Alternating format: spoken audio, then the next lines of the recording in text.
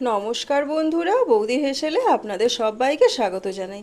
আজকে আমি বানাবো চাউমিনের পকোড়া। চাউমিনের পকোড়া বানানোর জন্য আমি নিয়েছি চাউমিন, পেঁয়াজ কুচি, লঙ্কা কুচি, জিরে গুঁড়ো, ধনে গুঁড়ো, গোলমরিচ গুঁড়ো, লবণ, কর্নফ্লাওয়ার আর সেদ্ধ করে জল ঝরিয়ে নেওয়া চাউমিনের ওপর আমি একে একে এই সমস্ত উপকরণগুলো দিয়ে দেব।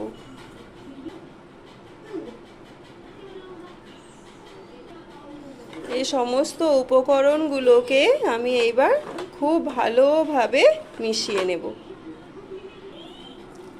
এটা আমি খুব ভালো করে মেখে নিলাম। গ্যাস অন করে একটা কড়াই বসিয়ে দিলাম আর দিয়ে দিচ্ছি কিছুটা রিফাইন্ড অয়েল। তো তেলটা আমার গরম হয়ে গেছে, তো এই গরম হয়ে যাওয়া তেলের ওপর আমি দিয়ে দিচ্ছি এই চাউমিনের মিশ্রণ। 1 মিনিট মতো ভাজা হয়ে যাওয়ার পর আমি এগুলোকে একটু উল্টে দেব।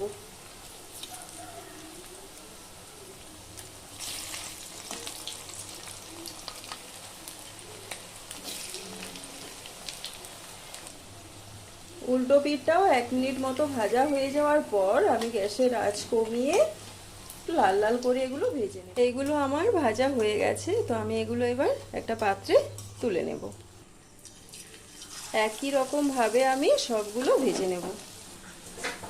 এইগুলো আমার ভাজা হয়ে গেছে, তো একই রকম ভাবে আমি সবগুলোই কড়াই থেকে নিয়ে নেব। সব পকোড়াগুলো আমি একটা প্লেটের মধ্যে নিয়ে নিয়েছি। তো বন্ধুরা, আমার এই রেসিপিটা আপনাদের কেমন লাগলো অবশ্যই কমেন্ট করে জানাবেন।